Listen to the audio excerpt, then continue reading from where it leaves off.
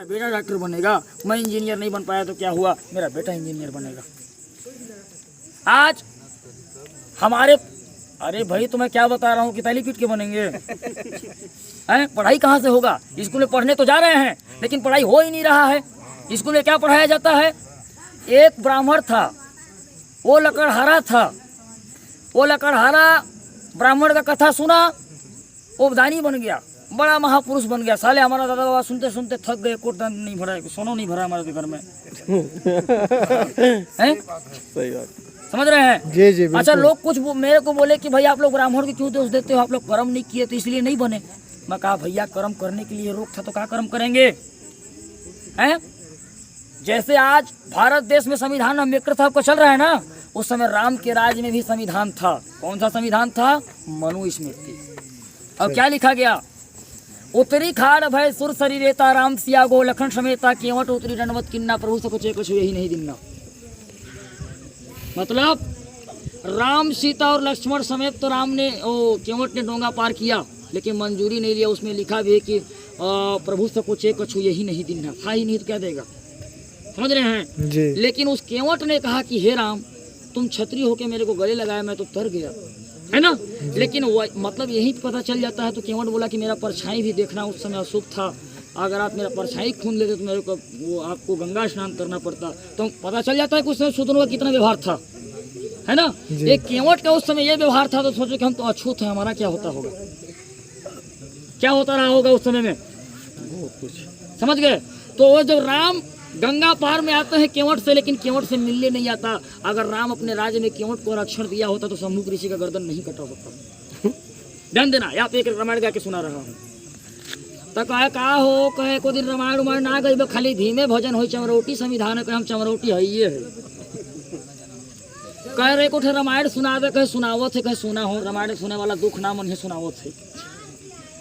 कह राजा दशरथ के भइल ललनवा रानी हो राम भइल भगवान। राजा दशरथ के भइल ललनवा रानी हो राम भइल भगवान। भइल भगवान राम भइल भगवान राम भइल भगवान। आरे दलितवन के ले लिहले परनवा रानी हो राम भइल भगवान। दलितवन के ले लिहले परनवा रानी हो राम भइल भगवान। बाली सुगरी मराह दूठे जोधा, बाली सुगरी मराह दूठे जोधा। मारे राम बाण अब पापी हो के ओधा, मारे राम बाण अब पापी हो के ओधा। अब किसकिन्हा के उजड़ल चमनवा रानी रे राम भइल भगवान। किसकिन्हा के उजड़ल चमनवा रानी हो राम भइल भगवान। शंभुक ऋषि रहले जातियन के माली, शंभुक फूल सींचे वाला। शंभुक ऋषि रहले संगी जातियन के माली। सिखावत रहले शिक्षा शूदरन के जानी। आओ काट दिले शंभुक के गर्दनवा रानी रे राम भइले भगवान। काट ले शंभुक के गर्दनवा रानी हो राम भइले भगवान। मेरे साथियों, उत्तराखंड 1 से लेके 7 तक और 7 से लेके 4 तक पढ़िएगा, उसमें क्या लिखा है आपको पता चल जाएगा। शंभुक नामता ऋषि है, शंभुके च जाति माली राघव। शंभु जाति के नाम के एक ऋषि था, जाति उसका माली था। शूद्र होने के नाते वो ज्ञान दे रहा था, लेकिन उसमें लिखा है तपस्या करने के लिए। समझ रहे हैं जी जी। ये बात जब ब्राह्मणों को पता चला तो एक ब्राह्मण अपने मरा हुआ पुत्र को ले के राम के सामने उपस्थित कर दिया। ये बच्चा तातुर घर फोन ऐसे है ना। के जब उसने राम पूछा कि भाई क्या कारण है कि तुम मेरे पे दोष लगा रहे हो कि मेरे राज्य में मेरे चलते तेरा बेटा मर गया। तब नारद वहां पे बोला कि हे राम, तेरे राज्य में अवश्य कोई शूद्र तपस्या कर रहा है।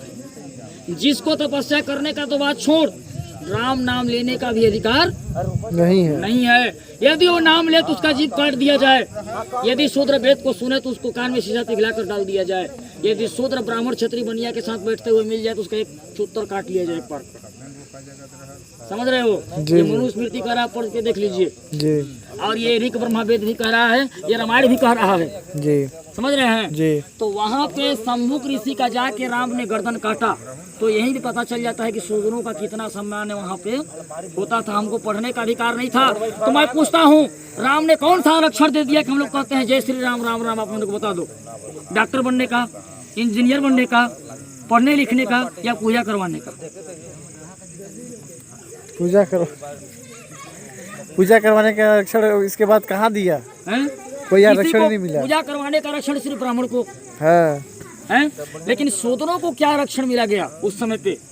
कोई आरक्षण नहीं। वाल्मीकि रामायण में आप पढ़ लीजिएगा, तुलसीदास में भी है, पूज्य विप्र सकल गुण हीरा पूज्य न शूद्र सकल प्रमीना। अर्थात विप्र का मतलब होता है ब्राह्मण, लेकिन श्वेती स्मृति के अनुसार से आप पढ़िएगा तो विप्र का मतलब होता है ब्राह्मण क्षत्रिय वैश्य तीनों विप्र हैं। ये सकल गुण से हीन हो लेकिन फिर भी इनका चरण वंदनीय है, पूजनीय है, लेकिन शूद्र सकल गुण से प्रवीण हो फिर भी इनका चरण पूजनीय नहीं। तो उस रामायण को हमको पढ़ के देखना चाहिए कि उसने क्या लिखा। ढोल गंवार शूद्र प्रसुनारी यह सकल ताड़न की अधिकारी। बिल्कुल सही बात है। तो ढोल गंवार, मनमोहन भाई ढोल, शिव शंकर मामा गंवार, मैं शूद्र और मामा पसुनारी, 4 जने हो गए ना जी। ठीक है जी। अच्छा, तो मैं बरहोल गया था इनके ससुराल में जी। वो जाने माने ब्राह्मण था, पूछ लीजिए यहीं पे बैठे हैं ये सत्संग का गया था जी। बैठा हुआ उनके पास में भाई। हाँ। मैं कहा महाराज ये कहा दोहा है? तो बोले अरे इस दोहा का अर्थ है कि शूद्र को बहुत बड़ा उपाधि मिला है जी इस दोहा में। शुद्ध पशुनारी वाला में। हाँ। ऐसा महाराज? कहे हाँ। मैं कहूँ बताइए, तो कहे ढोलक को जैसे भाई थपाक चाहिए, ताल चाहिए, वैसे गंवार को भी ध्यान चाहिए, और इसीलिए ऐसा लिखा गया। मैं कहा शूद्र बीच में कहाँ से आ गया उसमें? मैं कहा महाराज मैं हाथ जोड़ के कहता हूँ कि ये पावर को हम लोग लिए 4,500 साल इस पावर का इस्तेमाल किए। अब एक काम करिए कि सुंदर कांड के 258 दोहा क्रमांक नंबर में 30वां दोहा में आप लोग लिख दीजिए कि ढोल गंवार ब्राह्मण प्रसुनारी या सकल ताड़न के अधिकारी। क्या दिक्कत होगा? पावर कॉपी लोग ले लीजिए भाई, इस पावर को आप ही लोग ले लीजिए, हमको नहीं चाहिए। तो वहाँ पे मैं बताया, मैं कहा महाराज ढोल को ताड़ना चाहिए, ताड़ना मतलब दुख देना, पीटना, वैसे गंवार को भी पीटना चाहिए और वैसे शूद्र को भी पीटो, क्योंकि शूद्र पढ़ा लिखा उस समय नहीं होते थे और उनका नारी तो बिल्कुल पशु के समान होते थे। इसलिए तुलसीदास और वाल्मीकि ने ऐसा लिखा कि ढोल गंवार शूद्र पशुनारी यह सकल ताड़न के अधिकारी। अब वाल्मीकि को कुछ लोग बोलते हैं कि वो तो डोम जाति का है। अरे डोम जाति को उसमें पढ़ने का अधिकार नहीं था। वो कहाँ से लिखेगा? कहाँ से लिखेगा वो? समझ रहे हैं? जी जी। तो ये चीजों को हमें समझना चाहिए कि हमको का आरक्षण राम ने दिया। अब किसका गर्दन काटा? अच्छा यहाँ पे ध्यान दीजिएगा, रामायण में आप देखे होंगे केसरी को, देखे हैं केसरी को? केसरी को नहीं देखे हैं?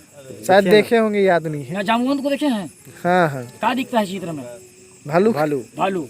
उसका पत्नी मधुवंती क्या चित्र में दिखती है? मनुष्य। ठीक। बाली क्या दिखता है? हनुमान। बंदर। उसका पत्नी क्या दिखती है? मनुष्य। हनुमान क्या दिखता है? बंदर। उनकी माता क्या दिखती है? मनुष्य। और केसरी क्या दिखता है? बंदर। बंदर। ठीक। और सुग्रीव क्या दिखता है? बंदर। उनकी पत्नी रूमा क्या दिखती है? मनुष्य। तो भाई ये कैसे होता था मामा बताइए? अब इसके बारे में जानकारी तो मुझे नहीं है, आप ही बताइए। भाई आप विज्ञान डॉक्टरी हैं, बताइए बंगला का आदमी शादी होगा, लड़का होगा, शादी करवा दीजिएगा। भालू का आदमी शादी होगा, लेकिन मैं मान लेता हूँ कि चलिए उस जमाना में होता रहा होगा, मान लेते हैं काल्पनिक के हिसाब से कि उस जमाना में होता रहा होगा। तो हाँ होता रहा होगा। तो राजा दशरथ के बेटा कैठो थे? 4 ठो। एकोट बंदरा रहीन का? नहीं थे। ओकर डोकी एकोट भालू रहीन? नहीं। ध्यान देना, नहीं थे ना? नहीं। जनक का डोकी भालू थी क्या? नहीं। बंदर थी? नहीं। जनक का भाई का नाम, उनका बेटा का नाम सिलनी थी। जनक का भाई के बेटा को बंदरा था क्या? नहीं। ओकर 4 बेटी रही, कोटे भालू रहीन का? नहीं। है ना? ध्यान देना, ऋषि अगस्त गाय के पेट से पैदा हो गए। द्रोणाचार्य दोनों से पैदा हो गए। जाओ तो मनमोहन जी आप बोल देना कि मैं मछली से पैदा हो जाऊंगा, ब्राह्मण मान जाएंगे? नहीं। तो उनकी बात तो कैसे मान जाते हैं? ध्यान देना। तो मैं पूछना चाहता हूँ कि जब राम लोग बंदरा नहीं थे, इनका शादी बंदरा भालू से नहीं हुआ, तो यह कौन लोग थे? जामवंत कौन था? बाली कौन था? सुग्रीव कौन था? हम कौन थे? बताओ, ये बंदरा भालू कौन थे? द्वितीय लोग। ये बंदरा भालू वही थे जो ठाकुरों के गुलाम में नाचते थे। वो होशियार लोग थे जो दिखा हाँ, उल्लू बना रहे थे इधर। उस आदमी को क्या लिख दिए इन्होंने? बंदरा या भालू। हाँ। बाली इतना बड़ा वीर था, उसके लिए क्या दोष लगाया गया है कि राम बाली को इसलिए मारा, मैं बैरी सुग्रीव प्यारा, कवन नाथ कारण मोहि मारा, ममतलोचर अंगोचर सोयावा, प्रभु कस बहुरी के बन ही बनावा। है ना? भाषण सुनावा। अरे सुनाने दो मोला भाई। बैरी जाने रे संगी, सुग्रीव लाहितवा मोला बैरी जाने, हर काई सन में पाप करे कि वो धाले ते मारे। मेरा मूल निवासी चिल्ला कर उससे बोला, मर्यादा के तही रखैया, सोचे नाते बिचारे, कैसन पापी बने रे रामा, सुग्रीव लाहितवा मोला बैरी जाने। तो राम क्या जवाब दे रहा है? भाई बहू के पेट सुवारी, बेटी बरोबर होते, गजर उठावत रेंगथस बाली, रद्दी भर नहीं सोचे, कैसन पापी बने रे बाली, नारी सी खौना लाते नहीं तो जाने। वो कह रहा है कि तुम अपने भाई की पत्नी को क्यों जबरदस्ती रख लिए? ठीक है, लेकिन वो ऐसा नहीं किया था। आप गीता के अंतिम पड़ाव में पढ़ लेना कि श्री कृष्ण को जब व्यधा ने तीर मारा तो श्री कृष्ण ने पूछा कि हे बंदे, तुम मुझे तीर क्यों मारे? तो उस व्यधे ने जवाब दिया कि तुमने बाली को झूठा दोष लगाकर मारा था। मतलब वहीं ये पता चल जाता है कि राम ईश्वर नहीं है। नहीं तो देख के जान गया होता कि बाली सही है कि निर्दोष है ना? तब वहाँ पे कृष्ण ने हाथ जोड़कर गीता में बोला कि हे परमपिता परमेश्वर, दुनिया को रचने वाला मैं ईश्वर नहीं, मुझे ईश्वर होने का भ्रम हो गया था, मैं भी आज तक ईश्वर को नहीं देखा, ईश्वर तो कोई और है, हम ईश्वर नहीं है। समझ रहे हैं? तो वहाँ पे कृष्ण अपना गलती को वो स्वीकार किया। समझ रहे हैं? तो ये रामायण का ड्रामा देखे, किष्किंधा में सुग्रीव को बाली को लड़ा के बाली को मार दिए, सुग्रीव को अपने पक्ष में ले लिए और उसको आदमी ना लिख के क्या लिख दिए? बंदरा। बानर। हनुमान पूरा काम किए, कठिन बंधन गरुड़ काटा, किया बड़ा संग्राम, अरे नरमानो अब तो चिन्हो गरुड़ बड़ा की राम है। लेकिन राम नाम जपना क्षत्रिय ब्राह्मण बनियो तो काम है, वो जपते हूँ तो अपनी जगह पे ठीक है, लेकिन हमको राम नाम बिल्कुल नहीं जपना चाहिए। मैं खुलेआम बोलता हूँ, वेद के सामने, एक कोर्ट के सामने, सुप्रीम कोर्ट में बोलवा के वहाँ पे बोलूंगा मैं, और केस भी लड़ूंगा। और कई बार इस केस को हम जीते भी हैं। ललित सिंह यादव जीता, बिरियार नायकर स्वामी ललित सिंह यादव जीते, और ये जीता मायावती जीते, कितने लोग जीते इस केस को। इनका वेद एको तो सही निकल भी नहीं करता है। अब आप पूछेंगे कि अगर इनका सारा वेद गलत है तो राम मंदिर कैसे बन गया? सवाल ये भी है।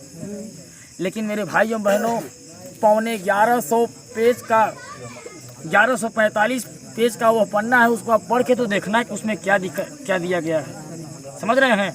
संविधान के अनुसार संविधान के अनुच्छेद 26, 25, 26, 27, 28 के द्वारा आप अपने धर्म की बात रख सकते हैं। बाबा साहब ने धर्मनिरपेक्ष देश बनाया है। समझ रहे हैं?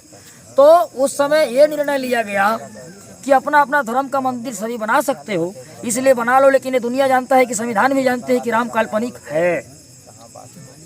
समझ रहे हैं? तो ये संविधान के मुताबिक उनको दे दिए गए। कोई ये साबित नहीं किया कि राम मतलब कि जो है कि यहीं पैदा हुआ था। अब देखिए, राम का मंदिर छोटे छोटे अयोध्या में 14 ठो है। कैठो? 14 ठो। अब वहाँ के ब्राह्मण लोग, संत लोग कह रहे हैं कि राम यहाँ जन्मा है, कुछ लोग कह रहे हैं वहाँ जन्मा है, कुछ लोग कह रहे हैं कि जहाँ जहाँ राम का मंदिर है, राम सब जगह जन्मा है। लेकिन मैं ये कहना चाहता हूँ कि बीजेपी आरएसएस के लोग क्या कहते हैं, राम वहाँ पे जन्मा है जहाँ पे मस्जिद है। अरे मैं कहता हूँ राम का इतना बुराई करो, राम बुरा काम किया था, लेकिन इतना बुराई मत कर दो कि राम मुसलमान के घर में पैदा हुआ था। है? शर्म आना चाहिए इनको। सही बात है। कहाँ बढ़िया छतरी मन के बात में मैं लड़ जाता हूँ।